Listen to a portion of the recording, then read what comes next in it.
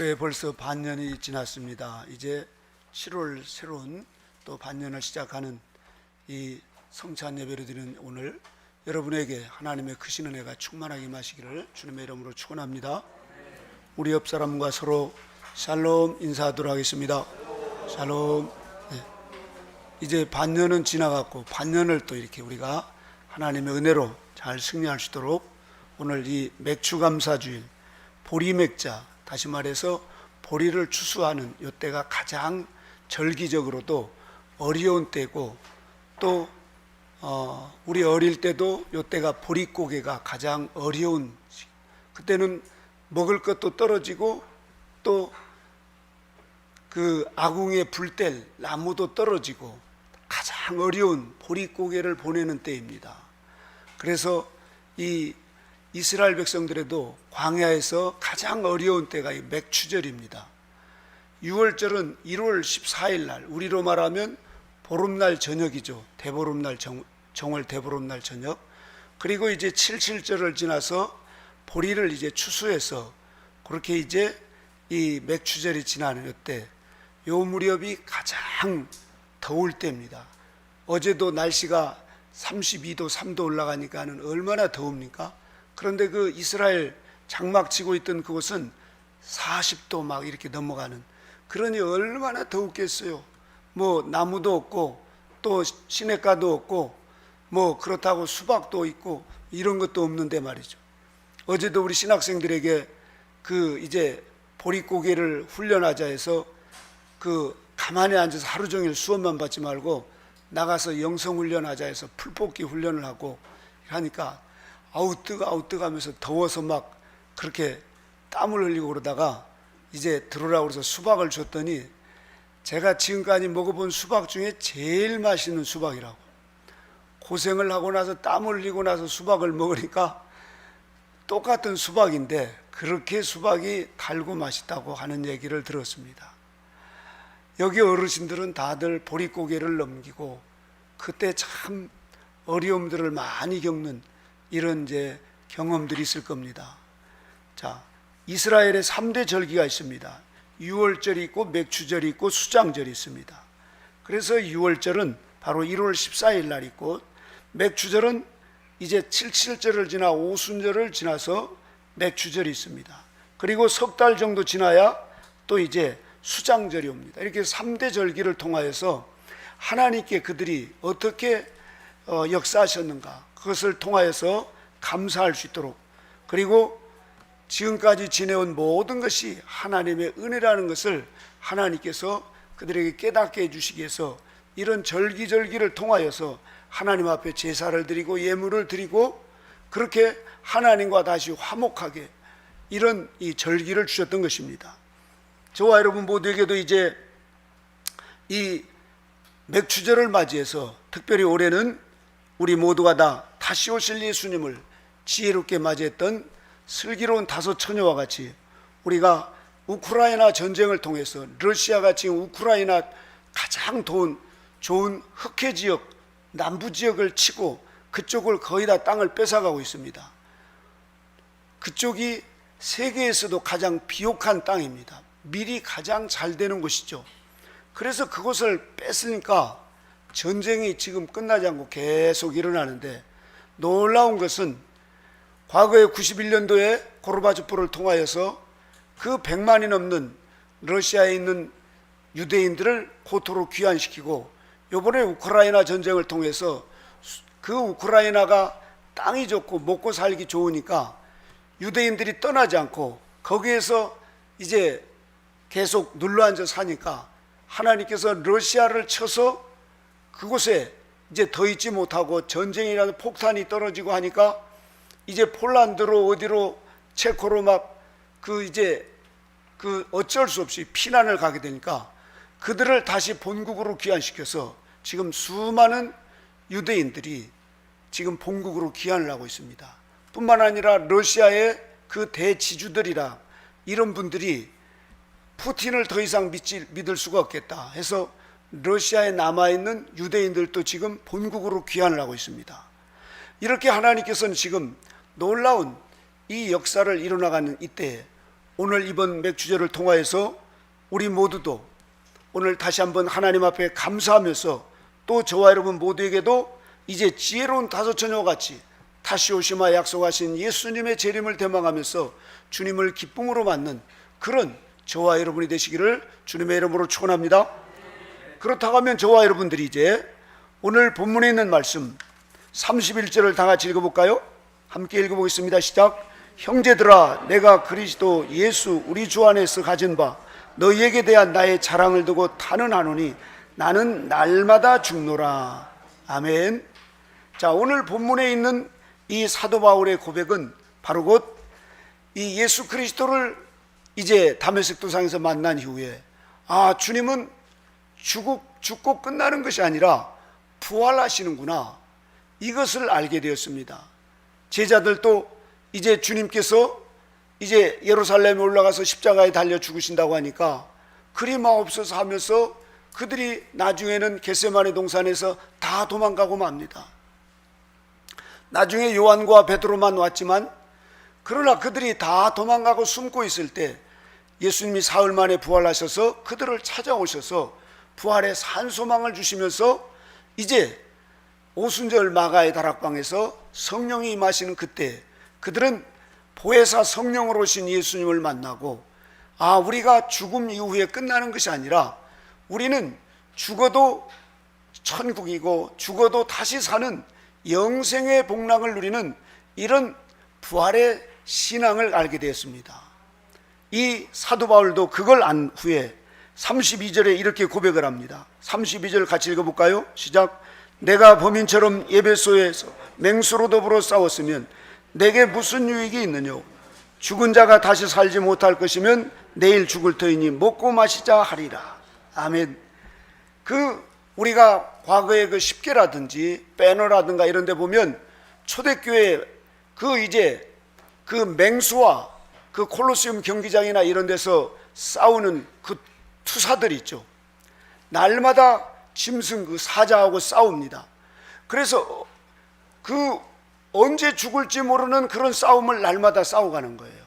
사도 바울이 오늘 이 에베소에서 맹수로 더불어 싸우는 범인처럼 자신이 그런 날마다 죽을 고비를 그렇게 견디면서 싸워가는데 두 종류가 있습니다. 그래, 이렇게 죽을 바에야 그냥 먹고 죽자, 이런 분이 있는가 하면은 이렇게 죽을 바에가 아니라 내게는 죽어도 부활의 신앙이 있기 때문에 사도 바울은 더 가치 있고 더 나은 부활을 꿈꾸기 때문에 하루하루의 그 맹수에 둘러싸여서 그렇게 지금 싸움을 벌이는 이런 싸움터에서도 그는 더 좋은 부활을 바라보면서 날마다 죽기를 각오하고 싸웠다는 것입니다. 그래서 저와 여러분 오늘 이 말씀을 통하여서 우리가 살든지 죽든지 내 몸에서 그리스도가 존귀케 되기를 원했던 사도 바울과 같이 우리에게 날마다 죽는 이 훈련, 이것을 실천해 보는 그런 저와 여러분 되시기를 주님의 이름으로 축원합니다. 첫째로 우리가 그러면은 이 죽을 마음을 가져야 되는데, 우리 여기 오늘 첫 주는 우리 희원이도 있고 지아기도 있고 저기 또 어린이들도 있고 그러는데 아직 다 살지도 못했는데 죽자고 그러면은 마음이 불안감을 가질 것 같으니까 저희 어머니가 어릴 때 죽는 셈 쳐라 이렇게 얘기하는 데가 있습니다. 그래서 첫째는 우리가 죽는 셈 치고 살자. 같이 웃습니다. 죽은 셈 치고 살자. 네.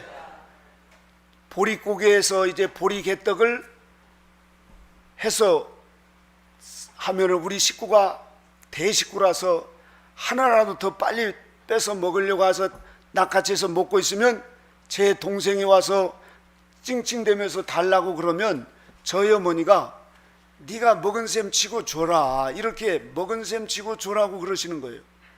저도 지금 배가 고픈데 네가 형이니까 먹은 셈 치고 줘라고. 이래서 저희 어머니가 그러니까 할 수 없이 크게 한 입 벼먹고 그냥 억지로라도 주고 그랬는데, 그러면 저희 어머니가 또 다른 것을 주고 그러시더라고요. 또 동생하고 가끔 싸움을 하다 보면 네가 형이니까 이긴 셈 치고 져주라, 이렇게 자꾸 저한테 그런 저희 어머니의 말씀을 했어요. 그리고 또 가끔 이 보릿고개 때 서울로 개나리보찜 들고 이제 식모살이 하러 간다고 하시는 저희 동네 아주머니들이 있었습니다. 남편은 술 드시고 집안엔 돈도 없고 먹을 것도 없고 아무것도 없으니까 보따리 들고 이제 올라가신다고. 그러고 그 동네 입구에 저희 집이 있으니까 성님 저 그냥 서울로 올라갈랍니다 이러면서 울면서 그러면 들어오라고. 그래서 부엌에서 뭔 얘기를 하시면서 저희 어머니는 상담학 문턱도 안 가보셨는데 얼마나 상담을 잘 하시는지 거의 서울로 안 올려보내고 저희 집에서 재우거나 아니면 다시 집으로 돌려보내는 그 기술이 뛰어나요. 근데 제가 어릴 때 들어보면 다른 것도 없어요. 뭐 많이 배운 것도 없으니까. 근데 거기서 들리는 그 특징 중에 하나가 죽은 셈 치고 살아, 이 얘기였습니다. 죽은 셈 치고 살아, 이 얘기만 해주니까 그 보따리 들고 서울로 이렇게 이제 도망가려고 했던 분들이 죽은 셈 치고 살라고 하는 그 말에 저희 어머니도 죽은 셈 치고 사니까 죽은 셈 치고 살아 이렇게 하시니까 그 말씀에 그냥 또 죽은 셈 치고 살아야 되겠네 이러면서 서울로 안 올라가고 다시 집으로 들어가서 사시는 아주 그런 이런 모습들을 여러 차례 제가 봤습니다. 그래서 저와 여러분 오늘 우리에게 여러 가지 문제가 있고 힘들고 답답하고 아우 죽겠네 못 살겠네 이럴 때 저와 여러분들이 죽은 셈 치고 삽시다 이렇게 하면은 하나님께서 우리를 부활의 신앙으로 인도할 줄로 믿습니다. 우리가 돌아서면 잊어버리니까 한번 해볼까요? 죽은 셈 치고 삽시다. 아멘.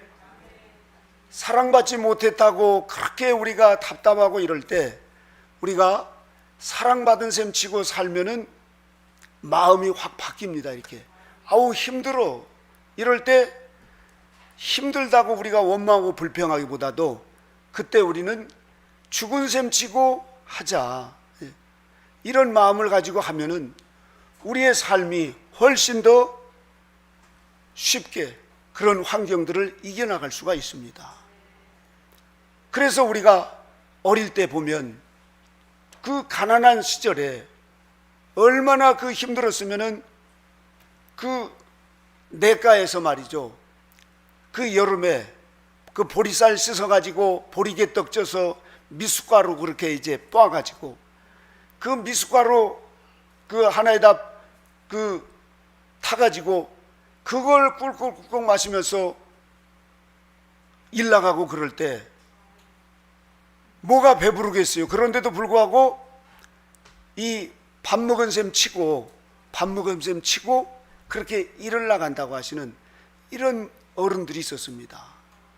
여러분 우리가 현실을 잘 이길 수 있는 방법은 그런 어른들의 그리고 우리의 선진들의 그런 지혜가 필요합니다. 죽은 셈 치고 살면은 못할 게 없습니다. 그래서 지금 우리 모두가 다 그런 마음을 가지고 살아가면은 하나님께서 우리의 남은 생애를 예수 그리스도와 함께 날마다 승리의 삶으로 살아가도록 역사일 줄로 믿습니다. 두 번째로는 우리가 죽을 각오를 하고 사는 겁니다. 죽을 각오. 이것은 쉬운 일이 아닙니다. 그러나 죽을 각오를 하고 살았던 그 여러 많은 성인들, 성경에 특별히 루시라고 하는 그 이제 한 여인을 볼 수가 있습니다. 구약의 룻기에 보면은 시어머니 나오미를 따라서 베들레헴으로 오는 그때 이제 보릿고개예요. 그 시어머니는 남편과 두 아들 다 죽었어요. 그리고 타국에 가서 그렇게 잘 살아보겠다고 했다가 완전히 집안 망하고 그러고 이제 고향으로 돌아가려고 하는데 차마 며느리들을 데리고 갈 수가 없어요.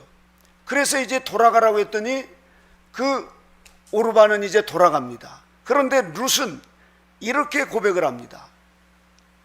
룻기 1장 15절에 보면 나오미가 또 가로되 보라 내 동서는 그 백성과 그 신에게로 돌아갔나니 너도 동서 따라 돌아가라 이렇게 룻에게 말하니까 룻이 이렇게 얘기합니다. 나도 어머니를 떠나며 어머니를 따르지 말고 돌아가라 강권하지 마옵소서. 나에게 더 이상 어머니 돌아가지 말라고 강권하지 말라는 거예요. 어머니께서 가시는 곳에 나도 가고 어머니께서 유숙하시는 곳에서 나도 유숙하겠나이다. 어머니의 백성이 나의 백성이 되고 어머니 하나님이 나의 하나님이 되시리니 어머니께서 죽으시는 곳에서 나도 죽어 거기 장사될 것이다. 만일 내가 죽는 일 외에 어머니와 떠나면 여호와께서 내게 벌을 내리시고 더 내리시기를 원하나이다.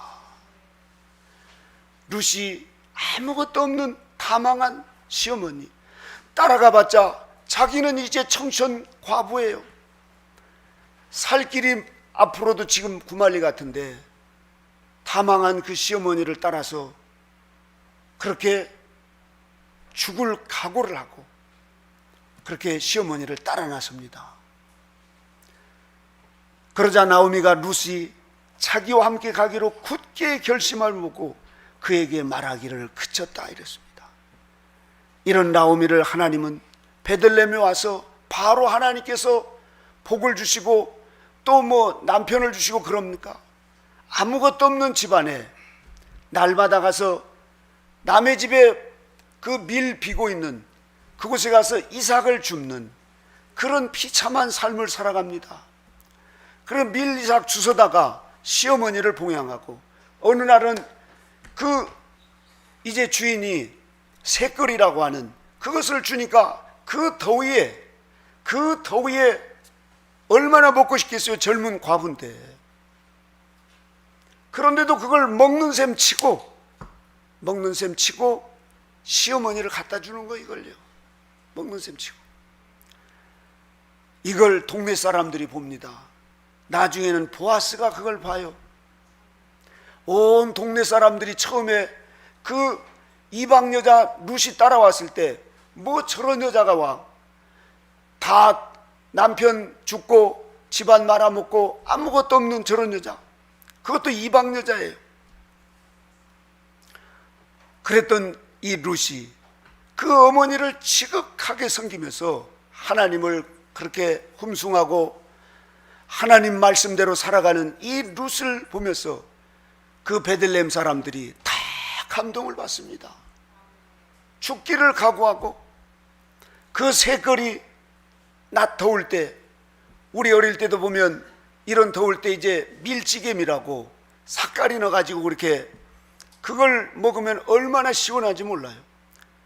지금 내 목이 타는데 그 나오미 룻이라고 먹고 싶지 않겠어요? 그런데 그것을 먹은 셈 치고 시어머니를 갖다 드리는 거예요. 하나님이 감동을 했습니다. 나중에 보아스를 만나서 결혼을 하게 되고, 그리고 다윗의 이제 조상의 계열에 쓰는 위대한 룻이 됩니다. 여러분, 저와 여러분에게도 이런 죽을 각오를 하고 살면 이 땅에서도, 그리고 저 상처나지의 모든 것을 주관하시는 우리 하나님께서 여러분의 앞길을 축복해 줄 줄로 믿습니다. 마지막 세 번째로, 우리가 이제 죽을 각오만 하는 것이 아니라 죽는 삶을 오히려 영광으로 생각하며 살아가는 삶, 이것이 바울의 신앙이고, 또 바울의 신앙을 바울은 예수님을 통해서 봤습니다. 요한복음 12장 23절에 보면 예수님께서 베들레헴에, 예루살렘에 올라가시면서 이렇게 얘기를 합니다. 인자의 영광을 얻을 때가 왔다. 내가 진실로 진실로 너희에게로니 한 알의 밀이 땅에 떨어져 죽지 아니하면 한 알 그대로 있고 죽으면 많은 열매를 맺느니라. 자기 생명을 사랑하는 자는 잃어버릴 것이요 이 세상에서 자기 생명을 미워하는 자는 영생하도록 보존하리라. 지금 예수님께서 베들레헴 예루살렘으로 지금 이제 십자가를 지고 죽으러 올라가시는 그 죽음이 인자의 영광을 얻을 때가 왔다는 겁니다. 왜요? 오늘 주님께서 자기 생명을 사랑하는 자는 잃어버릴 것이지만 자기 생명을 미워하는 자는 영생하도록 보존한다는 거예요. 우리가 한 알의 밀알이 따릉에 떨어졌을 때 많은 열매를 맺듯이 저와 여러분에게는 이러한 신앙을 가지고 살아가게 되면 날마다 죽는 이 삶이 얼마나 복된 삶인지 모릅니다. 제가 신학교 다닐 때 아무것도 없을 때 이제 집에서 쫓겨나고 어느 날 저희 어머니가 그러더라고요. 너 없이 어떻게 사냐 그랬더니 제가 그때 그런 얘기를 했습니다. 엄마, 그냥 아들 죽은 셈 치고 살아. 제가 그랬더니 지혜미 닮아가지고 이놈이 그런 얘기를 하시더라고요. 죽은 셈 치고 그냥 살으라고 이렇게. 그런데 저희 교회 가끔 오셨던 최규식 목사님이라고 왜 뭐 설교할 때 보면 막 굉장히 막 우렁차게 하시던 그분이 저한테 오셔서 아사교회생 이렇게 하시는 거예요. 네가 죽어야 주님이 산다. 신학교 다닐 때 그래서 아사교회생이라고 하는 것을 성경 맨 앞절에다 써놓고 아사교회생을 외쳤습니다. 그래서 목회를 할 때 항상 내가 죽어야 교회가 살고, 가정에서는 내가 죽어야 가정이 살고, 내가 죽어야 다른 사람을 살릴 수가 있다는 것입니다. 그런데 우리가 남편이 아내를 이기면 아내에게 나중에 집니다. 반대로 아내가 남편을 잡아먹을 듯이 이기면 나중에 남편한테 잡아먹힙니다. 여러분, 지면은 이기는 것입니다. 죽으면 다른 사람을 살리는 것입니다. 그래서 저와 여러분들에게 내 안에 예수 그리스도께서 계시는데 내가 죽어야 주님이 사셔서 주님께서 역사하시고 주님께서 천국의 기쁨을 주시고 그 감사가 넘치고 날마다 성령 열매를 맺으면서 그렇게 우리의 날마다의 삶이 주님과 동행하면서 그 하늘의 기쁨으로 살아가게 되는 것입니다. 그래서 사도 바울께서도 나는 날마다 죽노라 했어요. 죽어야 사는 것입니다. 죽지 않으니까. 제가 옛날에 이 어느 분이 저를 식사 대접한다고 데려갔다가 목사님 오늘은 낙지탕을 좀 드시죠. 낙지를 먹으라고 그래서 아우 나 못 먹겠다고 했더니 낙지를 좀 먹어야 이 여름에 기운을 낸다고 그러면서 저한테 낙지를 먹으라고 그러는데 낙지를 그 주인이 해가지고 칼로 낙지를 탁탁탁탁 쳤는데 잔인하게 낙지를 다 난도질해서 다 죽여놨어요. 이렇게. 그래서 먹으라고 해서 먹었는데 목에 딱 걸려가지고 이렇게 했으니까 그것도 못 먹냐고. 꼭꼭 씹어서 먹어야 되는데 죽은 줄 알고 먹었는데 목에 딱 걸려가지고 이게 죽을 줄 알았어요. 죽을 뻔 알았어요. 제가. 하나님께서 우리를 마치 낙지를 우리 광야 이 널판지에다 놓고 자근자근 잘라놨는데 반은 죽었는데 아직 반은 살아가지고 꿈틀꿈틀하면서 우리가 이렇게 남편도 어렵게 하고 주변 사람도 어렵게 하고 다 죽어야 되는데 안 죽으면 이게 서로 피차가 물고 늘어지면서 서로 죽습니다. 그러니 저와 여러분에게 이미 하나님은 십자가에서 2000년 전에 우리를 위해서 죽어주셨습니다. 그래서 우리는 순간순간 나는 죽었다, 나는 주님과 함께 죽었다, 죽어야만이 부활의 신앙으로 거듭날 수가 있습니다. 죽지 않고는 우리가 부활의 신앙을 살아갈 수가 없어요. 예전에 어떤 분이 자꾸만 그 위험한 일을 하라고 왜 나한테 왜 당신이 하지 그랬더니 아니 목사님은 죽으면 부활한다며. 근데 뭐가 무서워서 그래? 안 믿는 사람인데도 예수님 믿는 사람들은 부활한다는 걸 알고 있어요, 여러분. 그래서 우리가 힘든 거 뒤로 빼고 손해보는 거 뒤로 빼고 또 안 죽으려고 하면 저거 가짜네, 저거 목사 가짜네. 금방 압니다, 여러분. 우리가 죽을 때, 우리가 죽은 셈 치고 살 때, 죽을 각오를 할 때 주님이 역사를 하시고 부활의 신앙으로 우리가 살아갈 수가 있습니다. 사도 바울은 그래서 나는 날마다 죽는다고 하는 이 놀라운 이 부활의 신앙으로 살아가게 됐던 것입니다. 오늘 저와 여러분 모두 몇 주절을 통하여서 다시 한번 우리도 나오미와 같이 사도 바울과 같이 예수님과 같이 순간순간 죽는 셈 치고 죽을 각오를 하고 또 우리가 죽는 것이 영광이라는 것을 믿고 살아가게 되면 우리의 삶을, 여러분의 가정을, 그리고 우리의 모든 앞날을 주님과 함께 더욱더 익은 열매 되고 또 천국의 기쁨 가운데 저 천국에 입성해서 우리 하나님으로부터 큰 사랑과 칭찬을 받고 하늘의 복을 받는 이런 축복이 저와 여러분에게 있을 줄로 믿습니다. 이러는 종이 우리 모두에게 있기를 주님의 이름으로 축원합니다.